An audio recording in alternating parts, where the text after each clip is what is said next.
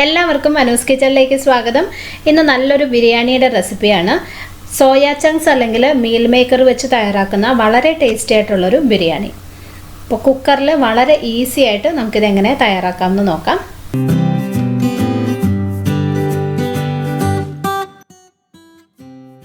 ബിരിയാണി ഉണ്ടാക്കാനായിട്ട് ഞാനിവിടെ 2 കപ്പ് ബസ്മതി അരി എടുത്തിട്ടുണ്ട്. ഇതാദ്യം 2-3 പ്രാവശ്യം നന്നായിട്ട് കഴുകിയെടുക്കാം. ഈ കഴുകിയെടുത്ത അരി ഒരു അരമണിക്കൂർ വെള്ളത്തിലിട്ട് വെക്കണം. ഇനി ഈ ബിരിയാണിയുടെ മസാലയ്ക്ക് വേണ്ട സോയ ചങ്ക്സ് ഞാനിങ്ങനെ ഒന്ന് തിളപ്പിച്ചെടുത്തിട്ടുണ്ട്. ഏകദേശം 150 ഗ്രാം സോയ ചങ്ക്സ് ആണ്. അപ്പോൾ ജസ്റ്റ് ഒന്ന് കഴുകിയതിന് ശേഷം വെറുതെ വെള്ളത്തിലിട്ട് 1-2 മിനിറ്റ് ഒന്ന് തിളപ്പിച്ചെടുക്കുക. അതൊന്ന് സോഫ്റ്റ് ആയി കിട്ടാനാണ്. അപ്പോൾ ഇത് തിളച്ച് വന്നു കഴിയുമ്പം ഇതിൻ്റെ വെള്ളം ഊറ്റി കളഞ്ഞിട്ട് ഇതൊന്ന് തണുക്കാനായിട്ട് മാറ്റി വയ്ക്കാം. അപ്പോൾ ഇതൊന്ന് തണുത്തിട്ടുണ്ട്. ഇനി ഇത് നന്നായി പിഴിഞ്ഞ് ഇതിൻ്റെ ഉള്ളിലുള്ള വെള്ളം എല്ലാം ഇങ്ങനെ അങ്ങ് കളയണം. ഈ വെള്ളത്തോടു കൂടി നമ്മൾ മസാല ഉണ്ടാക്കി കഴിഞ്ഞാൽ അതിന് ഒട്ടും ടേസ്റ്റ് ഉണ്ടാവില്ലേ, ആ മസാല ഒന്നും ഉള്ളിലോട്ട് പിടിക്കത്തില്ല. അപ്പോൾ അതുകൊണ്ട് വെള്ളം നന്നായി പിഴിഞ്ഞ് കളയണം. അപ്പോൾ ഇതിൻ്റെ വെള്ളം നന്നായിട്ട് പിഴിഞ്ഞ് കളഞ്ഞു. ഇനി ഇതിനെ നമുക്ക് ചെറിയ കഷ്ണങ്ങളായിട്ടൊന്ന് മുറിച്ച് വയ്ക്കാം. ഓരോന്നിനെയും ഒരു 2-3 കഷ്ണങ്ങളായിട്ട് മുറിച്ചാൽ മതി. ചെറിയ പീസാകുമ്പം മസാല പിടിക്കാൻ എളുപ്പമായിരിക്കും. ഇപ്പോൾ സോയ ചങ്ക്സ് എല്ലാം ഇതുപോലെ ചെറുതായിട്ട് മുറിച്ച് വെച്ചിട്ടുണ്ട്. ഇനി നമുക്ക് ബിരിയാണി ഉണ്ടാക്കാം. ഞാനൊരു 5 ലിറ്ററിൻ്റെ കുക്കർ എടുത്തിട്ടുണ്ട്. ഇതിനകത്തേക്ക് ആവശ്യത്തിനുള്ള നെയ്യ് ഒഴിച്ചു കൊടുക്കാം. ഒരു 3-4 ടേബിൾ സ്പൂൺ നെയ്യ് വേണ്ടി വരും. പകുതി നെയ്യും പകുതി എണ്ണയും വേണമെങ്കിലും എടുക്കാം. അത് നിങ്ങളുടെ ഇഷ്ടം പോലെ ചെയ്യാം കേട്ടോ. ഞാനിപ്പോൾ ഫുള്ള് നെയ്യിലാണ് ചെയ്യുന്നത്. നെയ്യ് ചൂടാകുമ്പോൾ അതിനകത്തേക്ക് ഒരു ചെറിയ കഷ്ണം പട്ട, 4-5 ഏലക്ക, 6-7 ഗ്രാമ്പു ഇട്ട് കൊടുക്കാം. ഒരു 1/4 ടീസ്പൂണോളം ചെറിയ ജീരകം കൂടി ഇടാം. നമ്മൾ തോരനൊക്കെ ചേർക്കുന്ന ജീരകമാണ്. ഇനി ഈ മസാലകൾ ചെറുതായിട്ടൊന്ന് മൂക്കട്ടെ. ഇനി ഇതിൽ നമുക്ക് സവോള ചേർക്കാം. ഒരു 3 സവോള നീളത്തിന് കനം കുറച്ച് അരിഞ്ഞെടുത്താണ്, അതിടാം. നന്നായിട്ടൊന്ന് വാടുന്നത് വരെ വഴറ്റിയെടുക്കാം.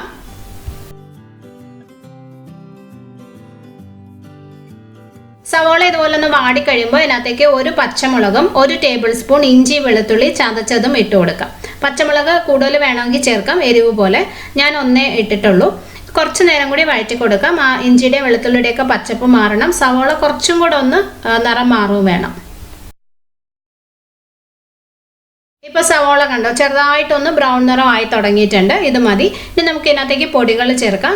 തീ നന്നായിട്ടൊന്ന് കുറച്ച് വയ്ക്കാം. എന്നിട്ട് ഇതിനകത്തേക്ക് 1/2 ടീസ്പൂൺ മഞ്ഞൾപ്പൊടി, 1 ടീസ്പൂൺ മുളക് പൊടി, 1 ടീസ്പൂൺ മല്ലിപ്പൊടി, 2.5 ടീസ്പൂൺ ഗരം മസാല പൊടിയും ചേർക്കാം.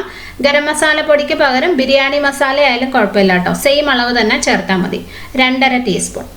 ഇനി ഈ പൊടികളുടെ പച്ചപ്പ് മാറുന്നത് വരെ നന്നായിട്ടൊന്ന് വഴറ്റിയെടുക്കാം. നല്ലതായിട്ട് മൂത്ത് വരണം. പൊടികളൊന്ന് മൂത്ത് കഴിയുമ്പോൾ ഇതിനകത്തേക്ക് ഒരു ചെറിയ തക്കാളി ചേർക്കാം. ഇതൊന്ന് സോഫ്റ്റ് ആവണം, ഒന്ന് വെന്ത് വരണം. ഇപ്പോൾ തക്കാളി നന്നായിട്ട് വെന്ത് കഴിയുമ്പോൾ ഇതിനകത്തേക്ക് 2 ടേബിൾ സ്പൂൺ തൈര് ചേർക്കാം. പുളി നോക്കിയിട്ട് ആവശ്യത്തിന് ചേർക്കണം കേട്ടോ. നല്ല പുളിയുള്ള തൈരാണെങ്കിൽ 1 ടേബിൾ സ്പൂൺ ഒക്കെ മതിയാവും. എന്നിട്ട് പെട്ടെന്ന് തന്നെ ഒന്ന് മിക്സ് ചെയ്ത് കൊടുക്കാം. ഇതിലേക്ക് നമുക്കിനി സോയ ഇട്ട് കൊടുക്കാം. ഒരു വലിയ പിടി മല്ലിയില, അത്രയും തന്നെ പുതിനയിലയും ചേർക്കാം. ആവശ്യത്തിനുള്ള ഉപ്പ് ചേർക്കാം. ഇനി ഇത് നന്നായിട്ട് ഇളക്കി യോജിപ്പിച്ചെടുക്കാം.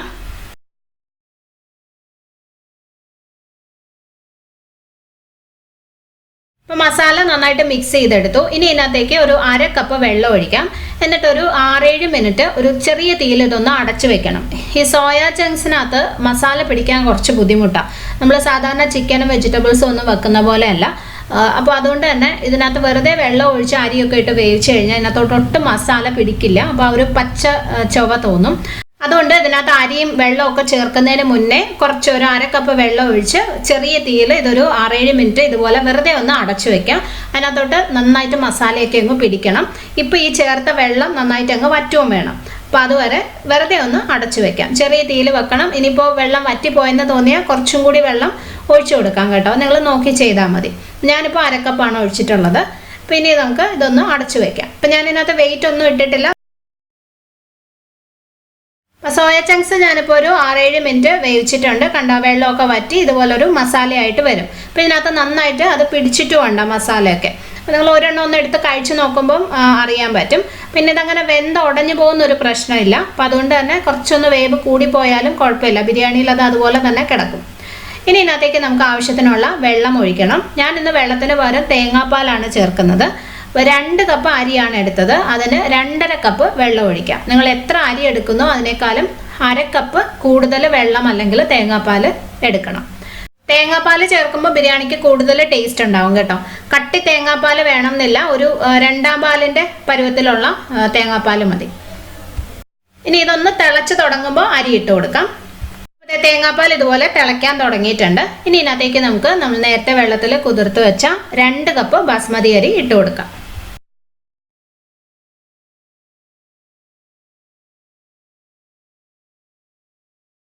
ആവശ്യത്തിനുള്ള ഉപ്പ് ചേർക്കണം. ഉപ്പിട്ട് കഴിഞ്ഞ് ഒന്നും കൂടി ഒന്ന് മിക്സ് ചെയ്യാം. ഇനി ഏറ്റവും അവസാനം ഞാൻ ഒരല്പം നെയ്യും കൂടി ഒഴിക്കുന്നുണ്ട് കേട്ടോ. ഒരു 1-2 ടീസ്പൂണും കൂടി ഒഴിക്കുന്നുണ്ട്. നിർബന്ധമല്ല, നിങ്ങൾക്ക് ഇഷ്ടമുണ്ടെങ്കിൽ മാത്രം ചേർത്താൽ മതി. ഇത്രയേ ഉള്ളൂ. ഇനി നമുക്കത് അടച്ചു വെച്ച് വേവിക്കാം. ഇപ്പോൾ ഇതിനകത്ത് വെയിറ്റ് ഇടണ്ട, അതിനകത്ത് ആവി വന്ന് തുടങ്ങിയതിന് ശേഷം വെയിറ്റ് ഇട്ടാൽ മതി. ഇപ്പോൾ ഇതിനകത്തുനിന്ന് സ്റ്റീം വന്ന് തുടങ്ങിയിട്ടുണ്ട്. വെയിറ്റ് ഇടുവാണ്. ഇനി തീ കുറച്ചൊരു മീഡിയം ഫ്ലെയിമിൽ വെക്കാം. എന്നിട്ട് 10 മിനിറ്റ് അല്ലെങ്കിൽ ആദ്യത്തെ വിസിൽ വരെ വേവിക്കണം. 10 മിനിറ്റിനുള്ളിൽ ആദ്യത്തെ വിസിൽ വരുവാണെങ്കിൽ അപ്പം തന്നെ സ്റ്റൗ ഓഫ് ചെയ്യാം. അതല്ലെങ്കിൽ കറക്റ്റ് 10 മിനിറ്റ് ആകുമ്പോൾ തന്നെ സ്റ്റൗ ഓഫ് ചെയ്യണം. എന്നിട്ട് പ്രഷർ ഫുള്ള് പോയി കഴിഞ്ഞിട്ട് തുറക്കണം. അപ്പോൾ ഞാനിത് വെച്ച ഒരു 7 മിനിറ്റൊക്കെ ആയപ്പോൾ തന്നെ ആദ്യത്തെ വിസിൽ വന്നു. അപ്പോൾ ഞാൻ അപ്പം തന്നെ സ്റ്റൗ ഓഫ് ചെയ്യുവാണ്. ഇനി ഇതിൻ്റെ ആവിയൊക്കെ ഒന്ന് പോകാനായിട്ട് കുറച്ച് സമയം കൂടി ഒന്ന് മാറ്റി വയ്ക്കാം. അപ്പോൾ കുക്കറിൻ്റെ പ്രഷറൊക്കെ പോയിട്ടുണ്ട്. ഇത് നമുക്ക് തുറന്ന് നോക്കാം. ബിരിയാണി കണ്ടോ, നല്ല പാകത്തിന് റെഡി ആയിട്ടുണ്ട്. ചോറൊക്കെ കറക്റ്റ് വേവാണ് കേട്ടോ. വളരെ ഈസി ആയിട്ട് നമുക്ക് പ്രഷർ കുക്കറിൽ ഇതുപോലെ ഉണ്ടാക്കാൻ പറ്റും. ഒട്ടും തന്നെ കുക്കറിൻ്റെ താഴെയൊന്നും പിടിക്കില്ല. വെള്ളത്തിൻ്റെ അളവ് പിന്നെ കുക്ക് ചെയ്യുന്ന സമയം ഇത് 2 മാത്രം ശ്രദ്ധിച്ചാൽ മതി. അതുപോലെ സോയ ചങ്ക്സ് ഞാൻ ആദ്യം പറഞ്ഞ പോലെ കുറച്ച് സമയം മസാല പിടിക്കുന്നത് വരെ ഒന്ന് വേവിച്ചിട്ട് വേണം പിന്നെ അരിയൊക്കെ ചേർക്കാൻ. അപ്പോൾ ഇത്രയും കാര്യങ്ങൾ ശ്രദ്ധിച്ചു കഴിഞ്ഞാൽ നല്ല ടേസ്റ്റി ആയിട്ടുള്ള സോയ ബിരിയാണി നമുക്ക് ഈസി ആയിട്ട് വീട്ടിൽ ഉണ്ടാക്കാൻ പറ്റും. ഇതിന് സൈഡ് ഡിഷായിട്ട് പപ്പടവും അതുപോലെ റൈത്തയും മതി, വേറെ കറികളുടെ ഒന്നും ആവശ്യമില്ല.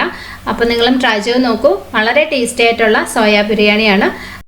അപ്പോൾ നിങ്ങൾ ഉണ്ടാക്കി നോക്കിയിട്ട് അഭിപ്രായം അറിയിക്കണം. ഇഷ്ടമാണെങ്കിൽ ഫ്രണ്ട്സുമായിട്ടും ഫാമിലിയായിട്ടൊക്കെ റെസിപ്പി ഷെയർ ചെയ്യണം കേട്ടോ.